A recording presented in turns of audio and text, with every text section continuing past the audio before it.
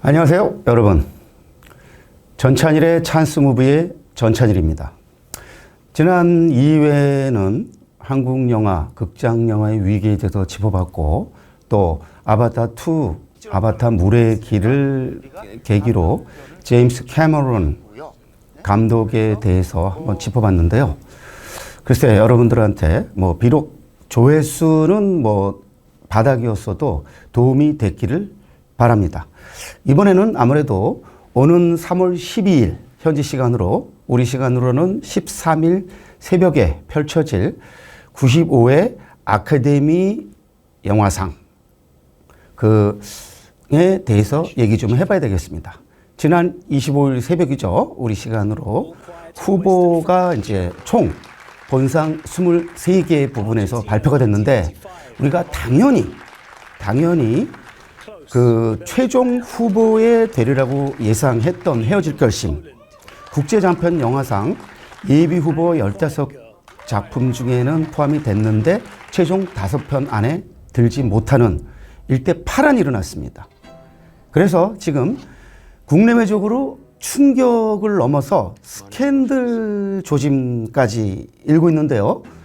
아니 그럴 수도 있지, 무슨 이렇게 과장하냐, 여러분이 그럴 수도 있습니다. 그런데 이거는 제 이야기도 아니고 국내 이야기만도 아닙니다. 지금 해외 굴지의 지금 매체, 통신사 대표하는 AP통신이라든지 또 미국 영화 산업의 그 대표적인 무역 거래지죠. 그 산업지인 버라이어티 같은 데서 지금 심각한 문제 제기를 하면서 올해의 오스카상이 벌써부터 구설수에 올랐습니다. 그래서 몇 년 전 골든글로브가 인종차별 등의 그 논란을 겪었는데 아카데미가 그 전철을 밟지 않을까 크고 작은 우려를 지금 낳고 있습니다. 그래서 한번 그 헤어질 결심이 왜 빠졌을까에 대해서 한번 진단해 보고요. 개인적으로는 국제장편 영화상 부문 후보에 들지 않은 것도 충격이지만, 저는 당연히 감독상 후보 정도에는 들지 않을까 예상했었는데 거기도 못 들었어요.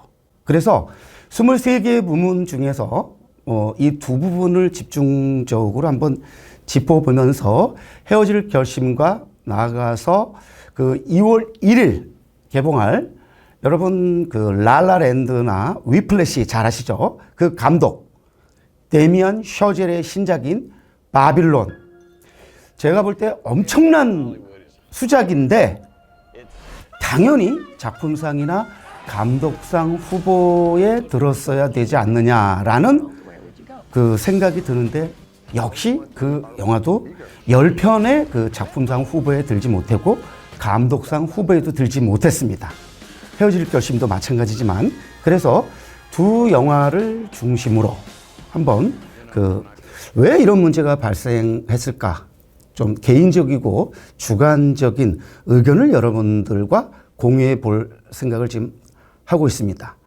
자, 우리 시간으로 1월 11일 새벽에 발표된 제80회 골든글로브 영화상, 골든글로브상 비영어권 영화 부문에서도 개인적으로는 헤어질 결심 아니면은 그 벨기에의 출품작인 클로저가 가져가지 않겠느냐. 클로저는 작년 칸 영화제에서 심사위원 대상을 받은 영화고 해서 두 영화의 각축전이 되지 않을까라는 예상을 했었는데, 의외의 복병이 결국에는 위너가 됐습니다. 아르헨티나 1985라고요.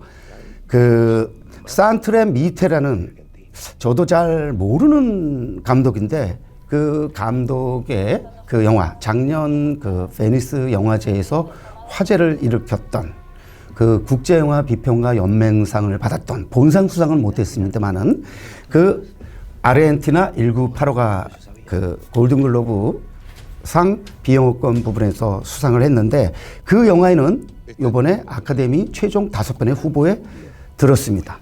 사실 저는 골든글로브에 수상을 못했기에 외려 오스카에서는 당연히 후보에 들고 수상까지 가능하지 않겠냐라고 예상을 했었습니다. 왜냐하면 뭐 칸 영화제에서 감독상을 받아서만이 아니고 감독, 연출이라는 측면에서 봤을 때 사실 작년 그리고 올해 헤어질 결심을 넘어설 영화는 없다는 게 제 판단이었습니다.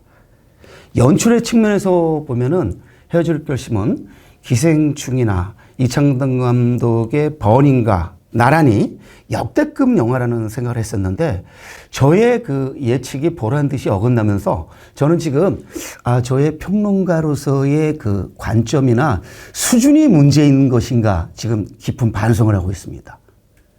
근데 저만 이런 게 아니고 지금 해외에서도 이런 문제 제기가 되고 있어서 제가 좀 센세이셔널하게 스캔들 조짐이 일고 있다라고 말씀을 드렸는데 제가 판단할 때는요, 올해 오스카는 어떤 수상 결과가 나오든 간에 관계없이 헤어질 결심이 배제된 것으로 인해서 앞으로 지속적인 구설수에 시달리게 될 거라고 저는 확신하고 있습니다.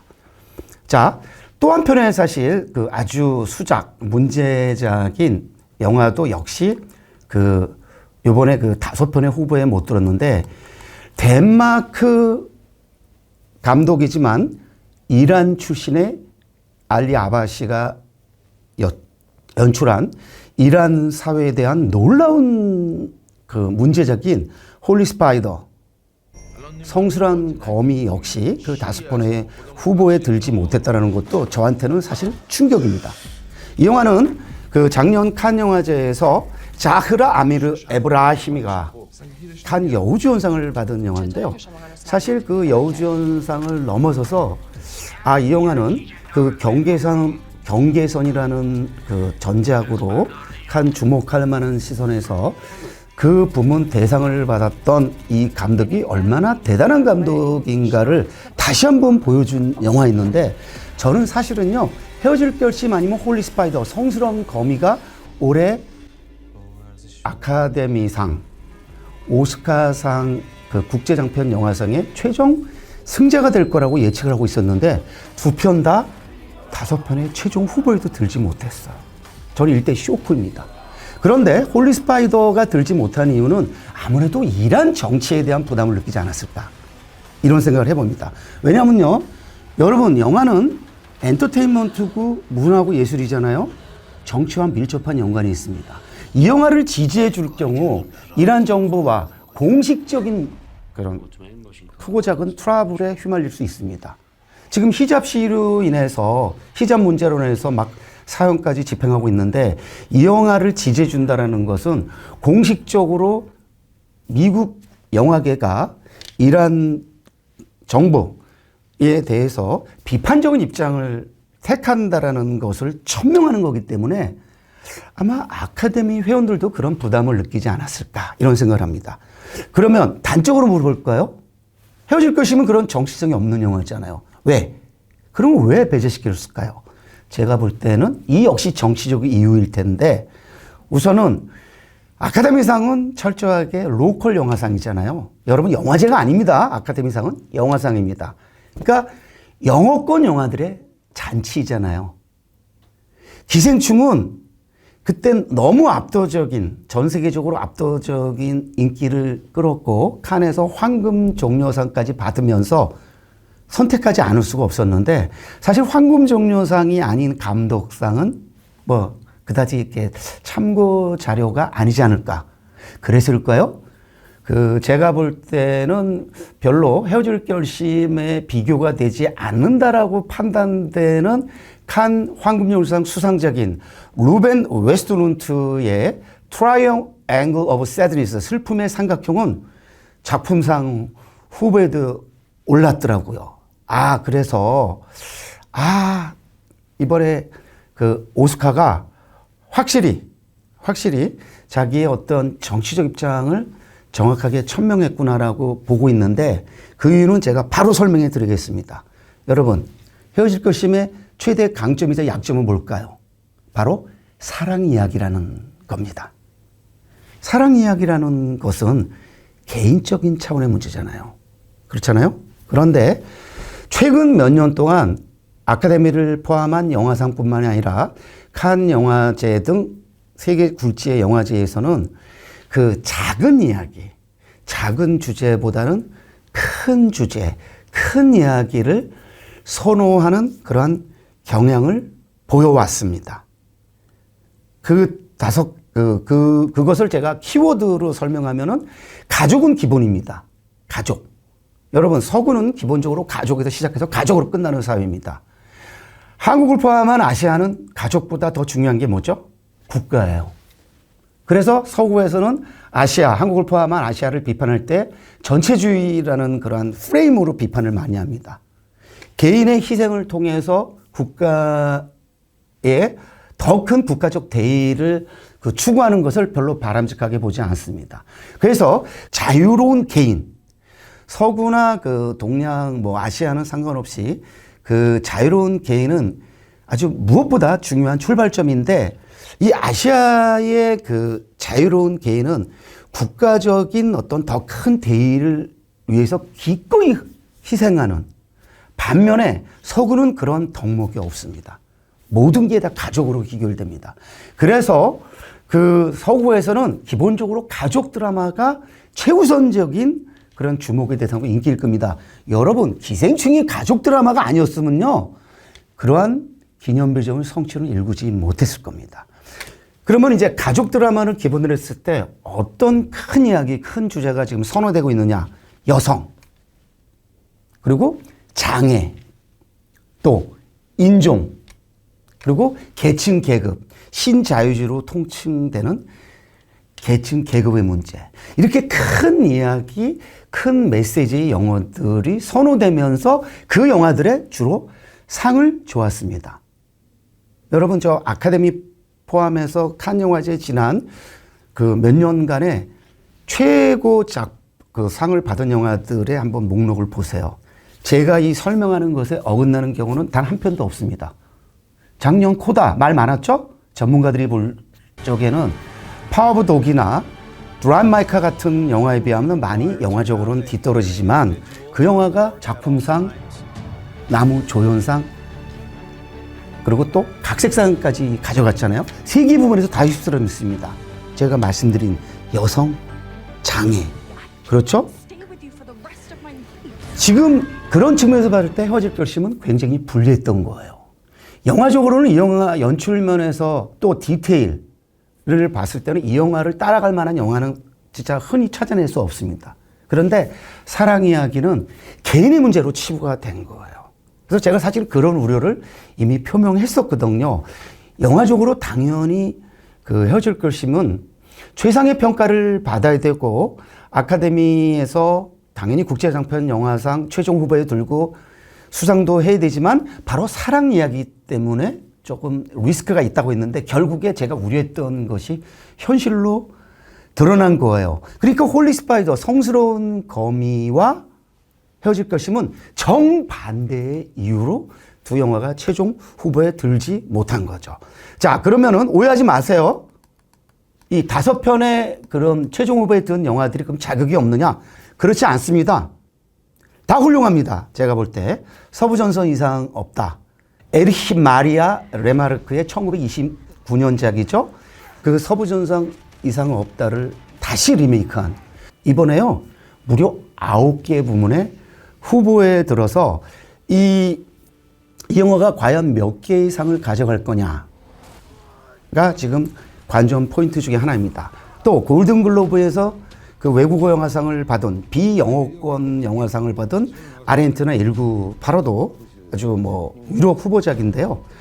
83년 군부 독재를 물리치고 민주화되는 아르헨티나가 1985년을 맞이해서 일군의 변호사들이 힘을 합쳐서 과거의 군사 정권의 고위 장성들을 대상으로 재판을 해서 결국에 유죄 판결을 끌어내는 영화인데, 과연 이 영화가 아카데미에서도 승자가 될 것인가, 또 관전 포인트 중에 하나인데, 저는 서부전선 이상 없다가 좀 더 유리하지 않을까 이렇게 보고 있습니다. 그 다음에 아까 말씀드린 골든글로브에서 후보에 됐었던 클로즈, 칸 심사위원 대상을 받았던 영화, 이 영화는 13살 두 소년의 성장담인데 제가 볼 때는 평범합니다. 루카스 돈트 감독은 거리라는 영화를 통해서 2018년도 칸 영화제에서 황금 카메라상, 신인 감독상을 받은 아주 좀 주목할 만한 신인데요. 이 클로저로 또 어떤 파란을 일으킬지 지켜봐야 되겠고요. 그 다음에 또 한 편이 이제 칸 영화제에서 심사위원상을 받았던 폴란드가 배출한 거장이죠.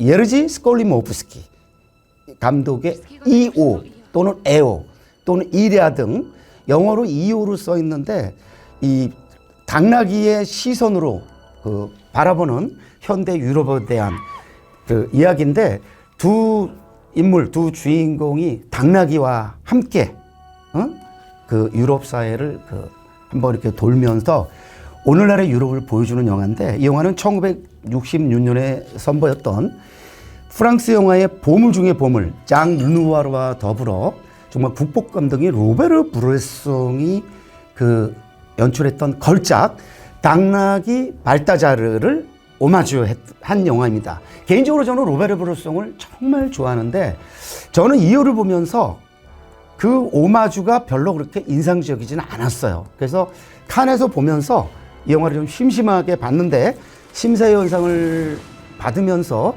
헤어질 결심과 성스러운 거미를 제끼고 이 영화가 최종 후보에 들었고 마지막 5번째 영화는 아일랜드에서 온 더 콰이어트 걸 말 없는 소녀로 번역이 되는데 저는 그냥 콰이어트 걸 말수가 적은 말 없는 또는 조용한 소녀로 번역되는데 말 그대로 1980년대 초 81년 아일랜드를 배경으로 펼쳐지는 한 소녀의 성장담입니다.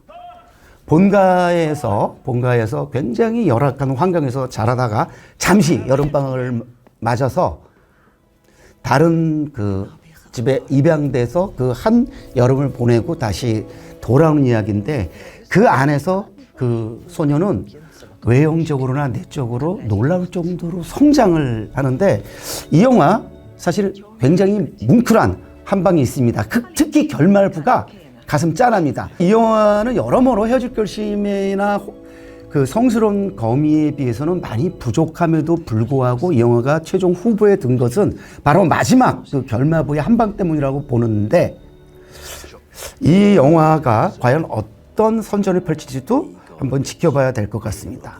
자, 여러분, 아까 제가 위에서 스캔들이라고 말씀을 드렸죠? 왜냐면요, 외국에서 지금 해외에서 AP통신이나 버라이어티 같은 데서 어떤 반응이 나오고 있냐면요, 전혀 예상하지 못했던 결과다. 그리고 올해 가장 큰 사건이다. 뭐 이런 식의 가장 충격적인 결과다. 이런 것까지 나오고요. 어떤 매체는요, 범죄라는 표현까지 쓰고 있답니다. 저는 이렇게 과장까지 할 필요가 있나 싶은데 저희가 이런 표현을 쓰면은 이거는 바로 오해를 받고 비판을 받겠지만 지금 미국에서 유럽 매체대로 이런 평가를 하고 있다는 것. 그래서 제가 볼 때 스캔들 조짐이 있다고 말씀드리고 저도 헤어질 결심에 대해서 다시 한번 이렇게 강조하는 거고요. 사실 이 영화 헤어질 결심을 취향적으로는 좋아하지 않을 수 있습니다. 그런데요, 제가 볼 때 연출이라는 측면에서 보거나 이 영화에서 보이는 디테일인 측면에 보면요, 이 헤어질 결심은 봉태일이라고 칭하는 봉준호의 디테일을 넘어서는, 그래서 저는 이번에 욱테일이라는 용어를 쓰고 싶어요. 박테일이나 찬테일은 너무 일반적이니까 찬욱의 뒤태에서 욱테일. 제가 볼 때 이 영화만큼 디테일이 뛰어난 영화는 앞으로 나오기 힘들지 않겠는가. 박찬욱 월드의 최고작일 뿐만 아니라 한국 영화사의 최고작 중에 한 편으로 평가받아야 될 거라고 보고요. 저는 버닝과 더불어 이 영화는 시간이 가면서 더욱더 높은 평가를 받을 영화라고 확신하고 있습니다. 그리고 아까 제가 말씀드렸죠. 감독상 후보에 들지 않은 것이 더 충격이다. 사실 이번에 이제 감독상 후보에 든 영화를 보면은 제가 보지 않은 영화가 한 2편 정도 되기 때문에 이렇게 함부로 단언하기는 좀 어려워요. 그런데 트라이앵글 새드니스라든지 아까 말씀드린 칸 황금종려상을 받은 그 루벤 웨스트룬트의 슬픔의 삼각형이나 그 다음에 Everything Everywhere All at Once.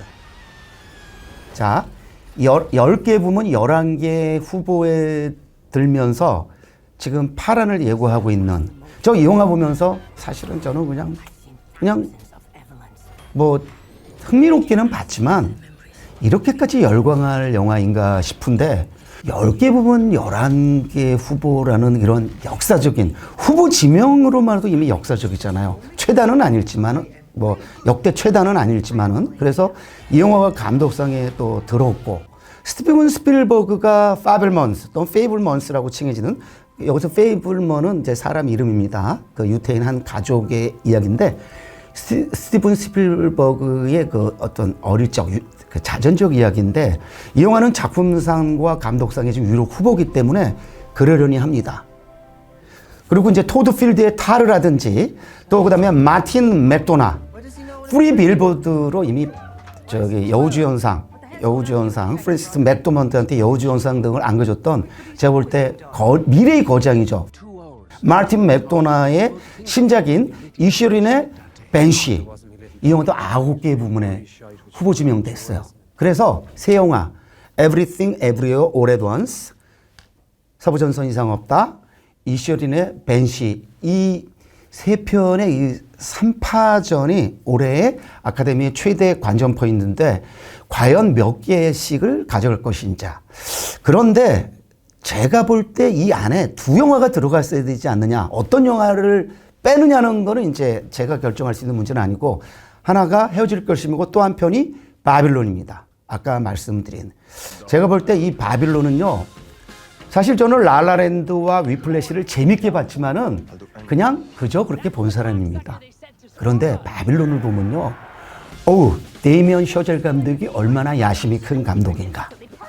이 영화는 바빌론이라는 과거의 그 이라크의 그 고대 도시를 할리우드에 비교합니다. 그런데 바빌론은 그렇게 긍정적인 의미만이 있는 것은 아니죠. 꿈의 왕국이면서도 동시에 파멸로 치닫는 그러다 보니까 그 헐리우드를 그리는 그 관점이 밝지만은 않습니다.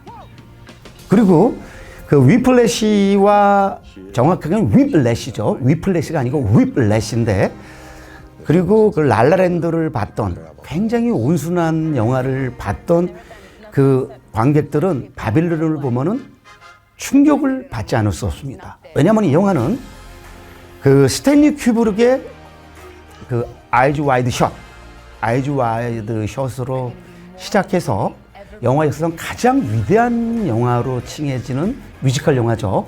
1952년작 스탠리 도넌의 사랑은 비를 타고 Singing in the Rain에 오마주를 바치는 영화고요.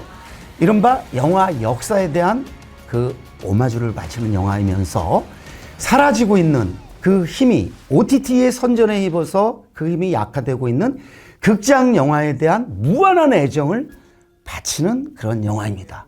그런 점에서 봤을 때 이 영화는 아바타 제임스 캐머런의 데미언 셔젤 버전이라고 볼 수 있는데 저 이 바빌론 보고요. 정말 저는 완전히 데미언 셔젤에 반했습니다. 저는 헤어질 결심과 바빌론을 감독상 후보에 뽑지 않은 아카데미를 보면서 아카데미 회원들이 지금 보수화되고 있구나. 그동안 좀 진일보한 탈보수의 길을 걷던 그들이 다시 예의 보수의 길을 걸으면서 몸조심을 하고 있구나. 왜냐하면 바빌론 같은 영화는요. 아카데미에 대한 그 묘사가 워낙 노골적인 데다가 암울하다 보니까 보는 사람 입장에서는 좀 불편할 수밖에 없을 거예요. 그래서 그럴까요? 그 평론가들의 평가도 그렇게 썩 좋지는 않은데 세계 최고의 규모를 자랑하는 IMDb 인터넷 무비 데이터베이스의 그 메타크리틱 평가를 보면 100점 만점에 60점밖에 받지 못하고 있더라고요. 그것은 뭐냐? 100명 중에 60명만 지지한다는 겁니다. 저는 이 영화 90점 이상을 줘야 된 바빌론인데 2월 1일 개봉하니까 여러분 이 영화를 한번 송슴치고 한번 보시라고 권하고 싶습니다. 물론 라라랜드의 온순함을 또 경쾌함을 기대하고 보면은 조금 뭐 충격을 받을 수 있습니다만은 브래드 피트의 연기, 여태까지와 다른 연기를 보실 수 있고요. 요즘 아주 여배우 중에 할리우드의 핫스타죠. 마고 로비의 아주 또 기막힌 연기를 볼 수 있습니다. 사실 이 영화는 그 1920년대 중반 영화가 무성 영화에서 사운드 영화로 넘어가던 시기 1926년, 27년, 28년, 32년, 52년까지 한 5, 6년에 걸친 그 할리우드의 그 속내를 보여주는데 그 속내를 보면서 그 사랑은 비를 타고의 이 감독이 바치는 오마주에 감동하지 않기란 사실 불가능할 겁니다. 여러분, 사랑은 비를 타고는요, 단순히 뮤지컬 영화로서만이 아니라 할리우드 영화 역사가 낳은 가장 위대한 영화 중에 한 편인데 그 영화를 보시고 한번 그 바빌론을 보신다면 바빌론의 그 영화적 재미가 얼마나 큰가 여러분 절감하실 수 있을 겁니다. 물론 이 영화가 이제 청소년 관람 불가라는 것, 이 영화가 청소년 관람 불가라는 요인이 그 영화가 감독상이나 작품상의 최종 후보에 들지 않은 가장 큰 이유라고 저는 생각하는데 여러분 트라이앵글 새드니스라든지 아바타 물의 길이라든지 탑건 매버릭 같은 영화도 이제 작품상 후보에 올라는데 바빌론이 작품상 후보에 안 들은 것, 그 영화들이 나빠서가 아니고요. 그 바빌론이 보여준 영화적 야심이나 영화적 그 의미, 재미를 생각하면은 작품상과 감독상에 바빌론도 당연히 들었어야 되지 않는가란 생각을 저는 하는 거예요. 근데 이 영화가 그냥 뭐 의상이라든지 이런 정도의 후보 지명밖에 안 된 것이 굉장히 아쉬운데 저 바빌론 여러분 꼭 강추하고 싶습니다. 여러분 제가 이제 뭐 헤어질 결심이 빠지고 홀리 스파이더 성스러운 거미가 빠지고 또 바빌론이 빠져서 약간 흥분된 톤으로 말씀드렸는데 오해하지 마세요. 여기 후보에 든 다른 영화들을 폄하하고 싶은 마음은 없습니다. 그럼에도 이 영화들이 그 후보에 충분히 들어야 될 후보에 들지 못한 것에 대한 안타까움을 피력한 것이니까요. 자, 이 정도로 오늘 마쳐야 될 것 같고요. 좀 길어졌습니다만은 그 다음 주에는 한번 좀 위험을 무릅쓰고 그 뭐 작품상이나 감독상이라든지 뭐 연기상 등 일부 그 저 주요 부분이라는 말은 하고 싶지 않습니다. 왜냐하면 주요하지 않은 부분이 없으니까요. 그런데 대중적으로 좀 더 큰 관심을 갖는 그런 부분들에 대해서 제가 최대한 많이 보고 나서 또 본 영화들도 많으니까요. 한번 예측해보는 그런 방송을 한번 만들어 볼까 하는데 여러분이 뭐 어떨까 모르겠습니다. 자, 그러면 다음에 뵙기로 하고 오늘 전천의 찬스무비 이것으로 마치겠습니다. 고맙습니다.